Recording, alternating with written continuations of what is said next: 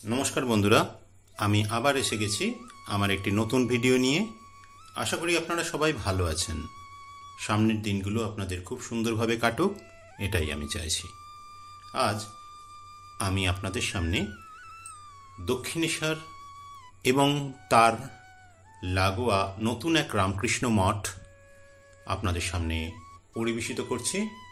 তার আগে আমি ছোট্ট করে একবার দক্ষিণেশ্বর কালী মন্দিরের যে ইতিহাস, যা আমরা কেউ বা জানি, কেউ কিছুটা জানি, কেউ বা পুরোটা জানি, তবুও আমি আপনাদের সামনে খুব সংক্ষিপ্তভাবে পরিবেশিত করছি। 1847 সালে ধনী বিধবা জমিদারনী রানী রাসমণি দেবী অন্নপূর্ণাকে পূজার মানসে কাশীতে তীর্থযাত্রার আয়োজন করেন। 24টি নৌকায় আত্মীয় স্বজন, দাসদাসী ও রসদ নিয়ে তিনি রওনা হন। কিংবদন্তি অনুসারে যাত্রার পূর্বরাত্রে রানী দেবী কালীর স্বপ্ন দর্শন পান। দেবী তাকে বলেন, কালী যাবার প্রয়োজন নেই, গঙ্গা তীরে একটি নয়নাভিরাম মন্দিরে তামার মূর্তি প্রতিষ্ঠা করে পুজো কর, সেই মূর্তিতেই আবির্ভূত হয়ে আমি পূজা গ্রহণ করব। এই স্বপ্নের পর রানী অবিলম্বে গঙ্গা তীরে জমি ক্রয় করেন এবং মন্দির নির্মাণের কাজ শুরু করেন। 1847 সালে এই বিরাট মন্দিরের নির্মাণ কার্য শুরু হয়, শেষ হয় 1855 সালে। মন্দিরের 20 একরের প্লটটি জন হেস্টি নামে এক ইংরেজের কাছ থেকে কেনা হয়। লোকমুখে জায়গাটি পরিচিত ছিল সাহেবান বাগিচা নামে। এর একটি অংশ ছিল কচ্ছপাকার মুসলিম গোরস্থান। তাই তন্ত্রমতে স্থানটি শক্তি উপাসনার জন্য উপযুক্ত বলে বিবেচিত হয়। 8 বছরে 9 লক্ষ টাকা ব্যয় এই মন্দির নির্মিত হয়। 1855 সালের 31শে মে স্নানযাত্রার দিন মহাসমারোহে মন্দিরে মূর্তি প্রতিষ্ঠা করা হয়। পূর্বে মন্দিরের আরাধ্যাকে মাতা ভবতারিণী কালিকা নামে অভিহিত করা হয়েছিল। রামকুমার চট্টোপাধ্যায় প্রধান পুরোহিত পদে ব্রত হন এবং তার ছোট ভাই গদাধর বা গদাই পরবর্তীকালে, যিনি রামকৃষ্ণ পরমহংসদেব ছিলেন, তার সহযোগী হন। পরে তার ভাগ্নে হৃদয় তাকে সহায়তা করেন।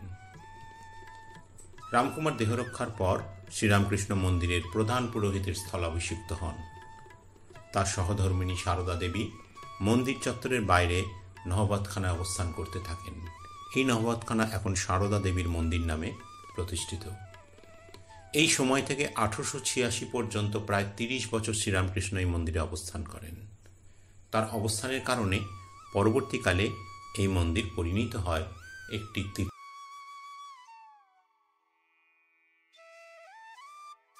আপনারা যারা দক্ষিণেশ্বর মন্দিরে যান, তারা দক্ষিণেশ্বর মন্দিরে না ঢুকে ডান দিকে যদি চলে যান আদ্যাপীঠের দিকে, কিছুটা দূর যাবার পরে দেখবেন বাঁ দিকে একটা সরু রাস্তা চলে গেছে। কাউকে জিজ্ঞেস করলে বলবেন হীরালাল ওমেন্স কলেজের যে গলি, সেখান থেকে সোজা গেলে দেখবেন একটি নবনির্মিত রামকৃষ্ণ মঠ। এখনো পুরোপুরি নির্মিত না হলেও অনেকটাই তৈরি হয়ে গেছে এবং আপনারা সেখানে মন্দিরে ঢুকে শ্রীরামকৃষ্ণের, সারদা মায়ের যে মূর্তি রয়েছে তাকে প্রণাম জানাতে পারেন। খুব সুন্দর এই মন্দির, সকাল 7টা থেকে খুলে যায়।